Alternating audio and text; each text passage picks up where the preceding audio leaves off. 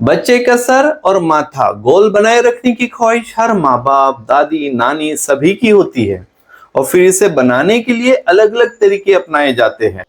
बच्चे का सर और माथे को गोल बनाने के लिए हर कोई अलग अलग सलाह देता है। जैसे कि बच्चे के सर पे टाइट कपड़ा बांध दो, सर के नीचे सख्त चीजें रख दो, सर और माथे को दबाओ, सर के नीचे इस तरीके के पिलो रख दो, और कोई तो कहता है कि झूले में सुलाओ, कोई कहता है चारपाई पर सुलाओ।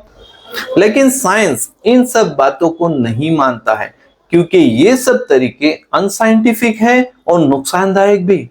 तो आज की वीडियो में मैं आपको बताऊंगा कि बच्चे का सर और माथा बनाने के लिए ये तरीके गलत क्यों है और इसकी जगह आप कैसे सेफ और इफेक्टिव तरीके इस्तेमाल कर सकते हैं।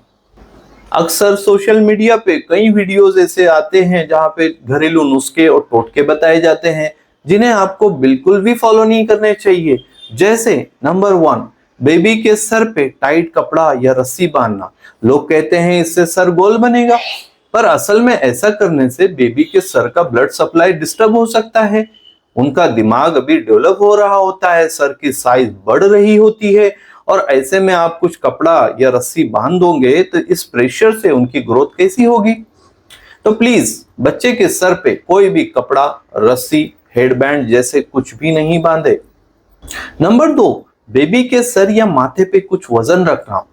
कई जगहों पे ये सलाह दी जाती है कि बेबी के माथे पे रेत का तकिया, बुक्स या किसी और तरीके का वजन रख दीजिए।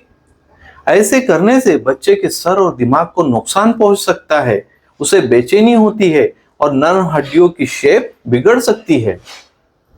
नंबर 3, सर और माथे की जोर जोर से मसाज करना या उसे दबाना। बेबी के हेड पे सॉफ्ट स्पॉट्स बने होते हैं, यहाँ पे सिर्फ स्किन होती है और उसके नीचे उनका दिमाग होता है। बच्चे की हड्डियां बहुत ही नरम और नाजुक भी होती है।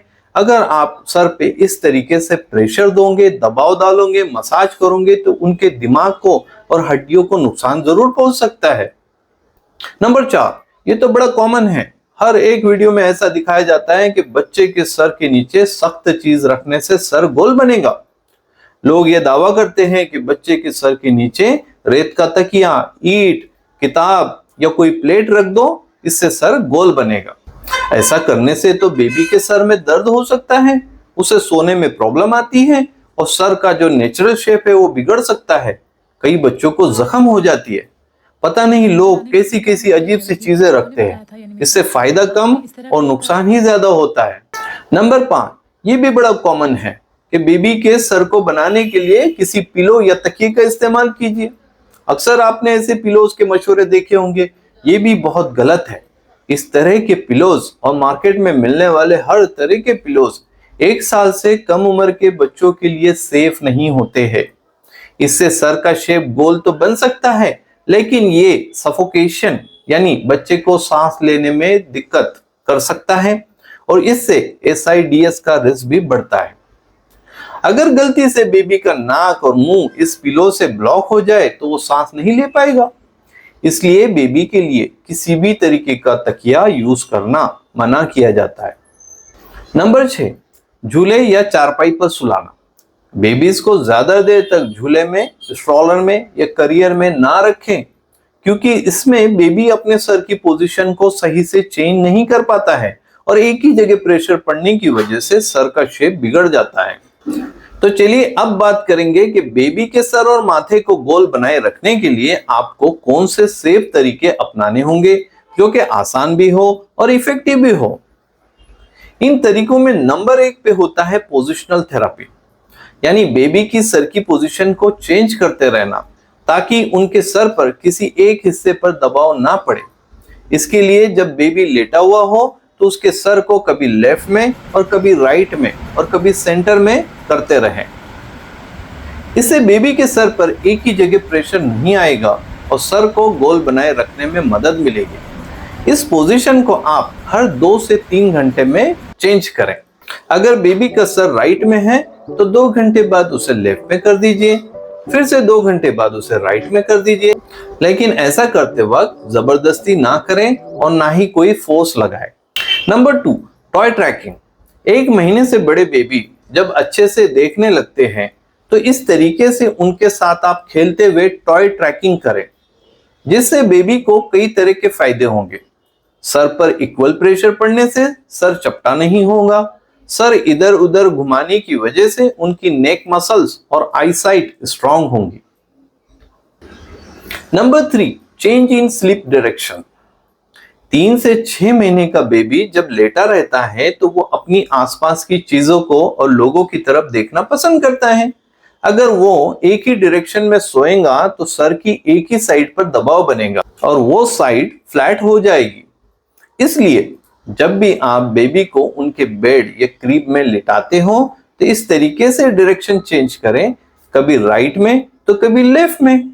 तो बेबी की पोजीशन को इस तरीके से चेंज करें। अगर आज आपने बेबी को राइट साइड में रखा है तो बेबी को दूसरे दिन आप लेफ्ट साइड में रखें। Number 4, tummy time. 2 महीने से ज्यादा उम्र के बेबीज को टमी टाइम दीजिए। जब बेबी जाग रहा हो तो उन्हें कुछ मिनट के लिए उनकी टमी पर इस तरीके से सुलाएं। टमी टाइम हमेशा आपकी निगरानी में और सिर्फ बेबी जाग रहा हो तभी करना चाहिए। टमी टाइम के दौरान बेबी का सर ऊपर रहने की वजह से उस पर दबाव नहीं पड़ता है, उनके नेक मसल स्ट्रांग होते हैं और गैसेस की प्रॉब्लम भी कम हो जाती है। Number 5, lap time.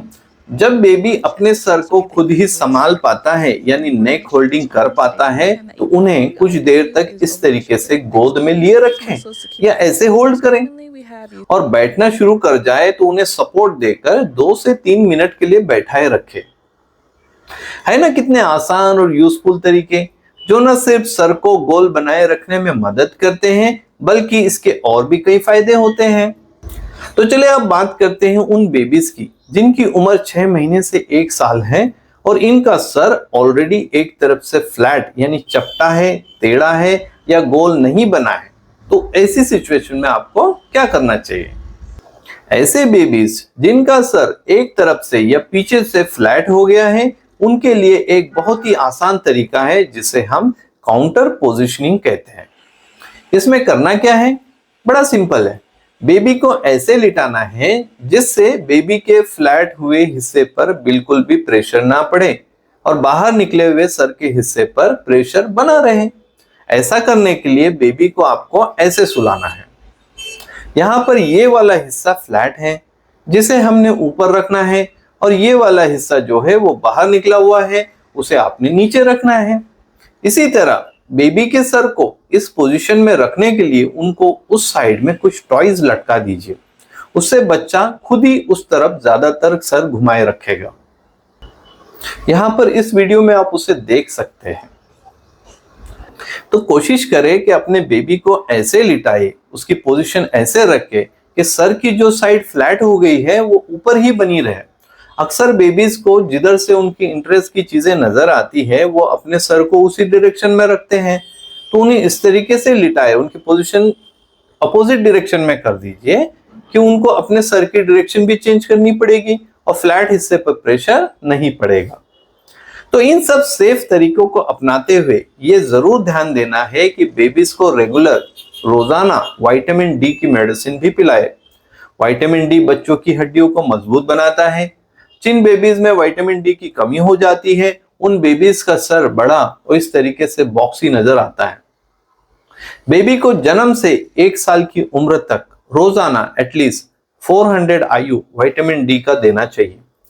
ये विटामिन डी अलग अलग स्ट्रेंथ में अवेलेबल होते हैं, जैसे कुछ दवाई में 1 ml में 400 IU होता है, किसी में 800 IU होता है, तो कुछ में 1 ड्रॉप में 400 IU भी हो सकता है।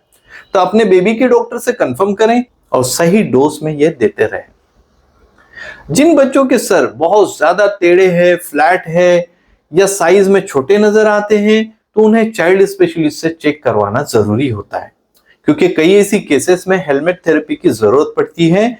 ये हेलमेट बेबी के सर के साइज और शेप के हिसाब से बनवाया जाता है। इसे दिन में 23 से 24 घंटे पहनकर रखना पड़ता है और 3 से 4 महीने तक पहनने के बाद ये कुछ अपना इफेक्ट दिखाता है। लेकिन ये थेरेपी इफेक्टिव होने के साथ साथ थोड़ी कॉस्टली भी है और ये हर जगह अवेलेबल भी नहीं होती है। अगर आप हेलमेट थेरेपी के बारे में डिटेल में जानना चाहते हैं तो यहाँ पे ये वीडियो है, इसकी लिंक मैंने दी है, इसे जरूर देखिए। तो दोस्तों, बच्चे के सर की साइज का बढ़ना, उसकी हड्डियों का सख्त और गोल बनना और उसके तालू का भरना एक नेचुरल प्रोसेस है। अगर इस नेचुरल प्रोसेस में कोई गलत तरीके अपनाए जाते हैं, कोई अनसाइंटिफिक टोटके अपनाए जाते हैं, तो उनके दिमाग को और डेवलपमेंट पर उसका बुरा असर पड़ सकता है। तो बच्चे के सर को गोल बनाए रखने के लिए सेफ और कुदरती तरीके अपनाएं। अपने बेबी के लिए हार्मफुल तरीके जैसे सर को दबाना, सर पे वजन रखना या सर के नीचे सख्त चीजें रखना, ये हरगिज भी ट्राई ना करें। दोस्तों, इस यूजफुल वीडियो को लाइक करें और अपने दोस्तों के साथ शेयर करें और चैनल को सब्सक्राइब करना ना भूलें। ऐसे ही साइंटिफिक और प्रैक्टिकल एडवाइजेस के लिए हमारे चैनल पे कई सारे वीडियोस अवेलेबल है, इसे जरूर देखिए। अगर आपके मन में कोई सवाल हो तो कमेंट में जरूर लिखिए। Thank you.